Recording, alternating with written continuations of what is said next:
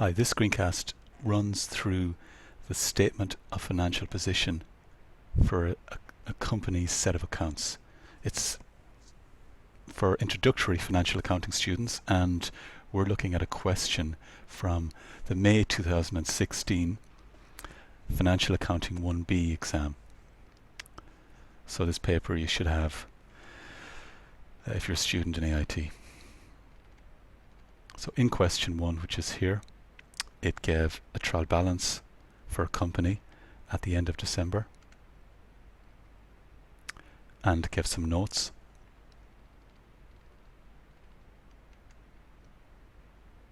And asked to prepare the income statement changes in equity and financial position.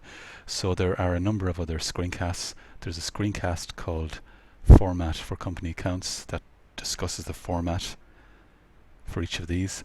Then there's a separate screencast on the income statement, a separate screencast on statement of changes in equity, and this last screencast shows you how to prepare the statement of financial position. So the first thing to do is to write out the format in your worksheet. And here it is. Call it question 1 part C, the heading, the year ended, the name of the company, and then the statement of financial position. The top part is assets, non-current and current. The bottom part, equity and liabilities. So here's our equity, non-current and current liabilities. And that's it. If you think you're not going to be able to remember that, take a look at the screencast that I already did, which discussed the format. So now it's a case of filling these out. Some of these are very quick. Intangible assets and financial assets are very straightforward. We'll do them first. So as I said in the first screencast, intangible assets are assets which are non-physical but will have a value, so goodwill or patents. So here's goodwill, it's 10. And that's what will go in on your worksheet. Investment in shares. So here on the debit side of the trial balances where you'd expect an asset to be, investment in shares is 30 million, and that's investment in shares or in financial assets is a financial asset. So they go into the worksheet, 10 and 30. So it's just a simple matter of filling them in. Tangible assets is a small bit more difficult, but not that difficult in these type of questions. Your tangible assets are your physical assets. So once again, go to the trial balance and find your physical non-current assets, your long-term assets, and we come down along and here we see buildings and plant and equipment. So both of these are at cost. So you spent 200 on buildings and you purchase plant and equipment worth 80 million at some stage, and it's telling us then that up to the end of last year, the start of this year, buildings had fallen in value by 40 and plant had fallen in value by 10. And then the question is also going to tell you in the notes about depreciation. So plant and equipment, another additional depreciation of 5 for 2015 and 4 million on buildings. So really the depreciation figure, which is the fall in value due to wear and tear and usage and damage, is going to go up for this year. So we need to increase the depreciation, these guys here, and then take them away from the cost to get the current, the net book value, which is what goes in to our worksheet or our answer.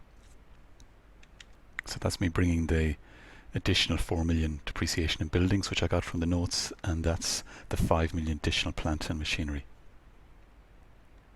And the net book value of buildings then is going to be the 200 minus the 40 minus the 4 minus 44, and plant and equipment net book value is going to be the cost minus the accumulated depreciation of 15. And really that's it there. The costs of 280, the 200 minus your accumulated depreciation gives you net book value of 156. So 156 and 65, add the two of them together, and that's the amount that goes in for the net book value of your tangible non-current assets. And we generally show a working for this, which can either be shown where we've been shown the workings or else as a separate working below the answer. So here's our figure 221, and there's the working for the examiner to see how you did it.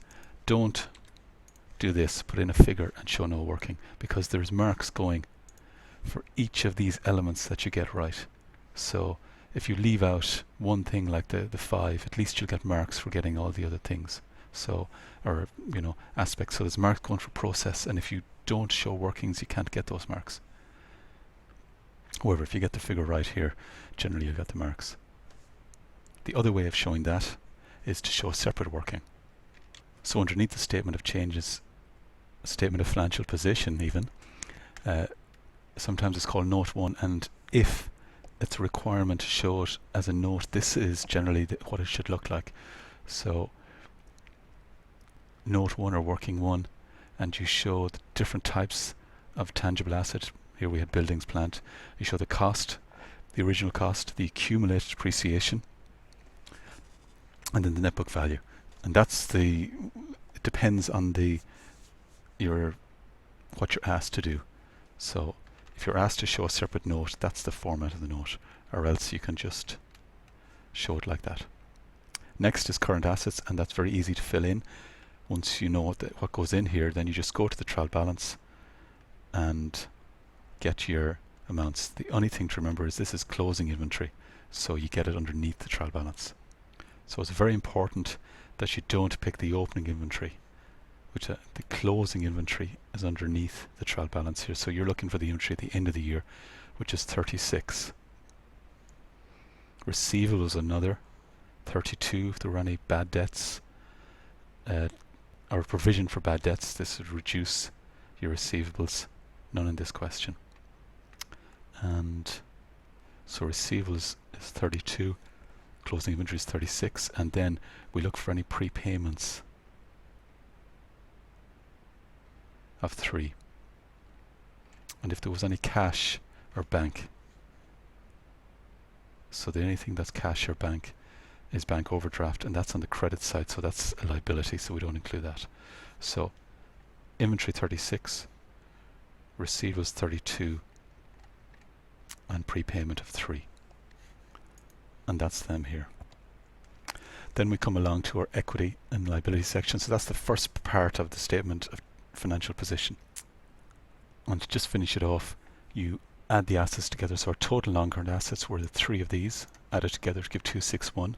Current assets, add the 3 of these to get 71, and then you add 261 plus 71 to give 332, and that's the total of the assets for this company at the end of December in 2015.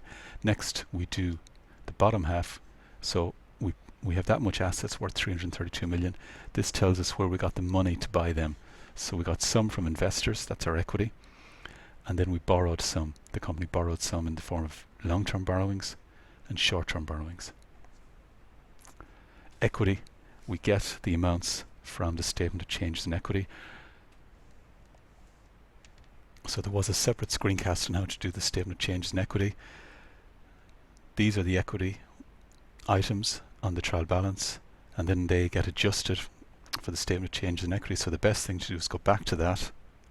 Here they are, and here are the closing balances. So we just put in these closing balances for these items. And that's them here, and they add up to 198. Okay, I should change the date there. I shouldn't have that. Debentures is very straightforward. Just go to the trial balance and pick up the amount.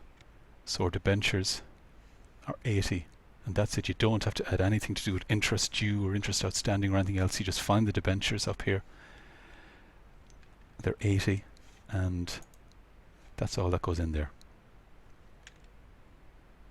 So our equity is done. Our non-current assets is here. So our non-current liabilities, which are debentures, and then we have 2 things, which is our trade and our short-term borrowings. And this is our working, which for non-current assets. I'm just going to move that so it's not in the way. Okay, it's not distracting us now. So current liabilities, trade and other payables. So current liabilities are these 2 items, trade and other payables and short-term borrowings. The easiest one to do is short-term borrowings, because that's for any bank overdraft, and we'll have to do working for trade and other payables. So short-term borrowings, going to go to the trial balance and look for bank overdraft, and you'll see an amount on the credit side of the trial balance on the right hand side. Here it's 8, and that 8 goes in to the worksheet. Now trade and other payables has a number of items to go in, so we'll just look at these first, and then we'll do the working. So we're looking for current liabilities. So I'll call them CL here. So trade payables is the first current liability that comes under trade and other payables. So that's the main one, trade payables of 20.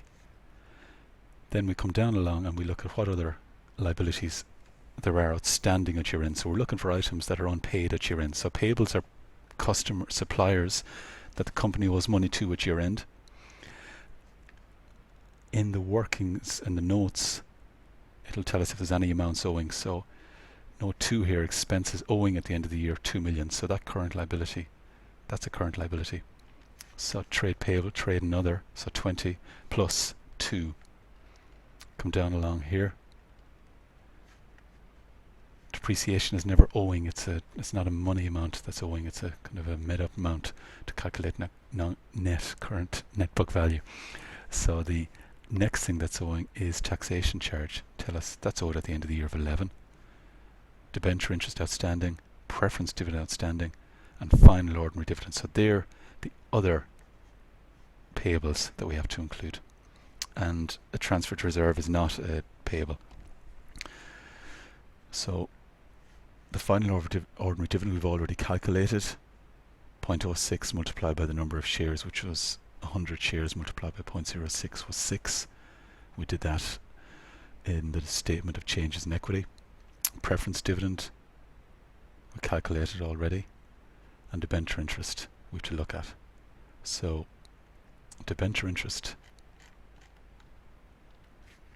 we calculated here, 10% by 80 gives an interest expense or interest for the year of 8.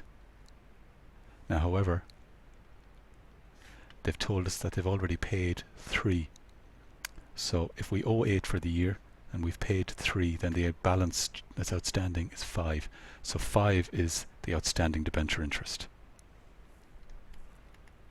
The preference share dividend is just 5% by 40. It's 2, and there were no preference share dividend already paid, so the total amount of 2 is outstanding. So these all just go listed down along in our working.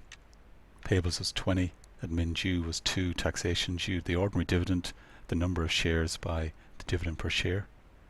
There's the preference dividend, debenture interest, which we calculated, and then we just get the total, which is 46, and that's the amount that goes up for trade and other payables.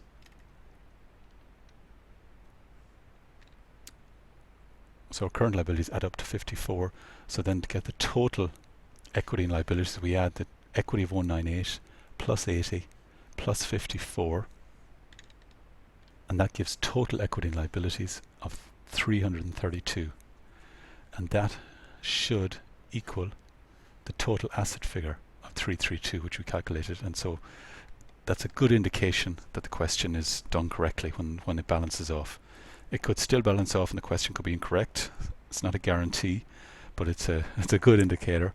And even if it doesn't balance, if you've done a lot of the things right, you'll get most of them, or you'll get the marks for what you did right, as long as you show the workings. And at this stage, that's the end of the question. Move on. If it doesn't balance, don't spend more time doing this. Just go on to the next question.